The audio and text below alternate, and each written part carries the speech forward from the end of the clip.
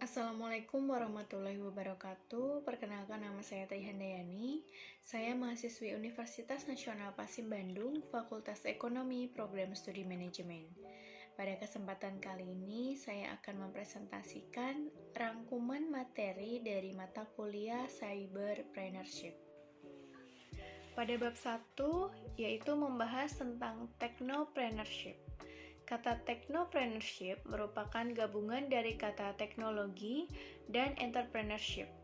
Pengertian teknologi sebenarnya berasal dari bahasa Prancis yaitu la technique, yang dapat diartikan dengan semua proses yang dilaksanakan dalam upaya untuk mewujudkan sesuatu secara rasional. Kemudian ada entrepreneurship versus technopreneurship. Kata entrepreneur atau wirausaha dalam bahasa Indonesia merupakan gabungan dari kata wira yang berarti gagah, berani, dan perkasa, serta usaha yang berarti bisnis, sehingga istilah entrepreneur dapat diartikan sebagai orang yang berani atau perkasa dalam usaha atau bisnis. Entrepreneurship adalah proses dalam mengorganisasikan dan mengelola risiko untuk sebuah bisnis dengan mengidentifikasi dan mengevaluasi pasar, menemukan solusi-solusi untuk mengisi peluang pasar, mengelola sumber daya yang diperlukan, dan mengelola risiko yang berhubungan dengan bisnisnya. Sedangkan technopreneur dibangun berdasarkan keahlian yang berbasis pada pendidikan dan pelatihan yang didapatkannya di bangku kuliah ataupun dari percobaan. Untuk bab kedua, membahas tentang ekosistem technopreneurship. Komponen utama ekosistem technopreneurship dapat digolongkan menjadi 4 komponen utama, yaitu sumber daya manusia atau human resource, lingkungan atau environment, hukum dan kebijakan atau laws and policies, dan sumber daya keuangan atau financial resource atau disingkat menjadi HELF atau health. Yang pertama yaitu sumber daya manusia. Komponen sumber daya manusia atau human resource sebagai bagian dari ekosistem technopreneurship terdiri dari sebagai berikut. Yang pertama, peneliti, yaitu pemikir, pembuat ide, dan inovator. Yang kedua ada pengembang, yaitu implementer dan staf teknis lapang. Yang ketiga ada tenaga pemasar dan promosi. Yang keempat ada pengelola keuangan atau finance. Yang kedua ada lingkungan. Komponen lingkungan atau environment sebagai bagian dari ekosistem technopreneurship terdiri atas sebagai berikut. Yang pertama, Taman Sains atau Science Park dan pusat inkubasi. Yang kedua, institusi akademik dan pusat penelitian. Yang ketiga, akses internet dan komunikasi. Yang keempat, layanan dukungan teknologi. Yang kelima, akses lokasi geografis. Dan yang keenam, dukungan mentoring pengusaha. Yang ketiga ada hukum dan kebijakan. Komponen hukum dan kebijakan atau law and policy sebagai bagian dari ekosistem technopreneurship terdiri atas sebagai berikut.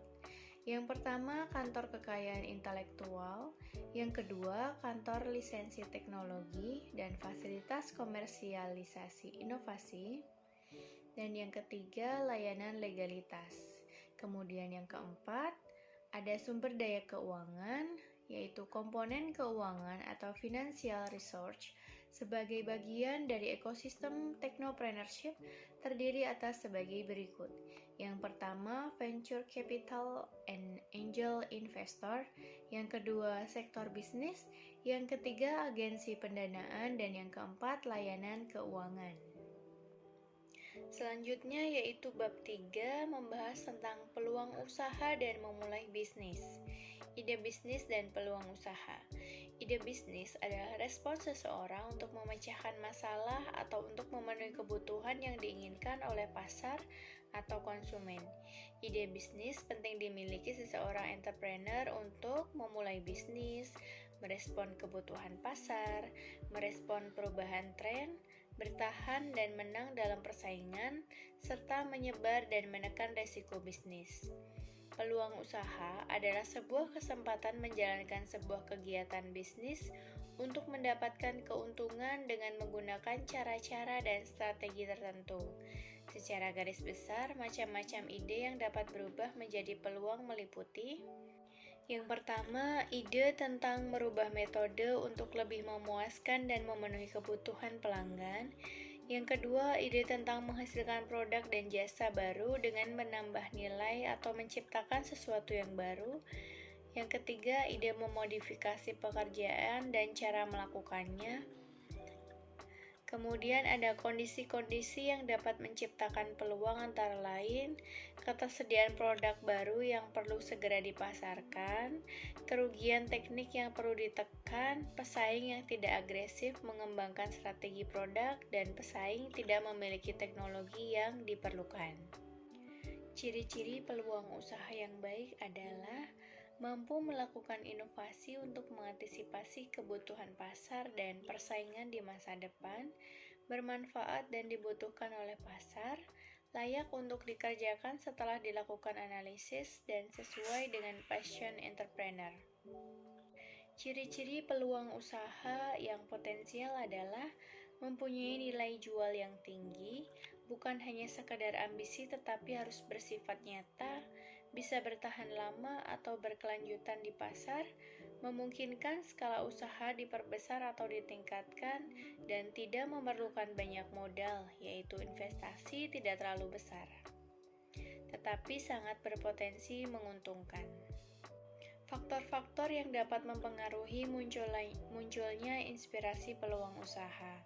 Terdapat dua faktor yang dapat mempengaruhi munculnya inspirasi peluang usaha, yaitu yang pertama ada faktor internal dan juga faktor eksternal.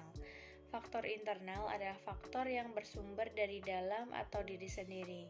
Contohnya minat, bakat, passion, kemudian wawasan atau pengetahuan yang dipunyai, pengalaman tentang bisnis, kemudian ada pengalaman dan kemampuan menyelesaikan masalah, serta kemampuan atau pemahaman terhadap sesuatu, kecenderungan, situasi, ataupun kondisi. Untuk selanjutnya ada faktor eksternal. Faktor eksternal adalah faktor yang berasal dari luar atau lingkungan sekitar yang perlu dianalisa dari berbagai sisi, seperti masalah yang muncul dan belum terselesaikan, kesulitan mencari solusi masalah, pemikiran untuk membuat sesuatu yang baik dari suatu kondisi, serta keinginan yang belum tercapai baik untuk pribadi maupun orang lain. Selanjutnya ada bab 4 yang membahas tentang menilai kebutuhan, posisi, dan pengembangan usaha, penilaian kebutuhan usaha. Kebutuhan usaha berdasarkan Kasmir pada tahun 2011 terdiri dari 3 jenis komponen pembiayaan, yaitu biaya persiapan atau pra-investasi. Biaya persiapan ini merupakan biaya yang dibutuhkan oleh perusahaan ketika akan mulai menjalankan bisnis. Yang kedua ada biaya pembelian aset atau aktiva tetap. Biaya pembelian aset adalah mencakup biaya aktiva yang tetap yang berwujud maupun aktiva tetap yang tidak berwujud. Selanjutnya ada biaya operasional, yaitu biaya yang dipakai untuk memenuhi kebutuhan operasional perusahaan, adalah total uang yang digunakan dalam rangka mendukung kegiatan bisnis yang saat ini sedang berjalan. Selanjutnya ada penilaian posisi dan pengembangan usaha.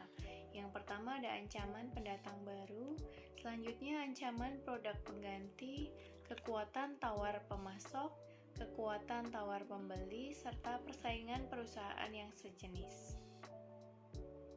Selanjutnya kita akan membahas tentang kriptografi. Kriptografi berasal dari bahasa Yunani yaitu kriptos yang artinya secret atau rahasia, serta graphein yang artinya writing atau tulisan. Kriptografi disebut juga secret writing atau tulisan rahasia. Kriptografi adalah ilmu atau seni mengenai prinsip, cara, dan metode untuk mengubah informasi yang tidak bisa dimengerti dan untuk mengembalikan informasi yang terenkripsi ke bentuk yang bisa dimengerti. Untuk selanjutnya, kita akan membahas tentang cybercrime. Cybercrime merupakan bentuk-bentuk kejahatan yang ditimbulkan karena pemanfaatan teknologi internet. Cybercrime dapat didefinisikan sebagai perbuatan melawan hukum yang dilakukan dengan menggunakan internet yang berbasis pada kecanggihan teknologi komputer dan telekomunikasi. Cara penanggulangan cybercrime. Yang pertama, pengamanan sistem. Mencegah adanya perusakan bagian dalam sistem karena dimasuki oleh pemakai yang tidak diinginkan. Yang kedua, ada penanggulangan global. OECD atau The Organization for Economic Cooperation and Development telah merekomendasikan beberapa langkah penting yang harus dilakukan setiap negara dalam menanggulangi cybercrime. Yang ketiga, perlunya cyber law. Cybercrime belum sepenuhnya terakomodasi dalam peraturan atau undang-undang yang ada. Penting adanya perangkat hukum khusus mengingat karakter dari cybercrime ini berbeda dari kejahatan konvensional. Yang keempat, perlunya dukungan lembaga khusus. Lembaga ini diperlukan untuk memberikan informasi tentang cybercrime, melakukan sosialisasi secara intensif kepada masyarakat, serta melakukan riset-riset khusus dalam menanggulangi cybercrime. Demikian yang dapat saya sampaikan, kurang lebihnya mohon maaf. Wassalamualaikum warahmatullahi wabarakatuh.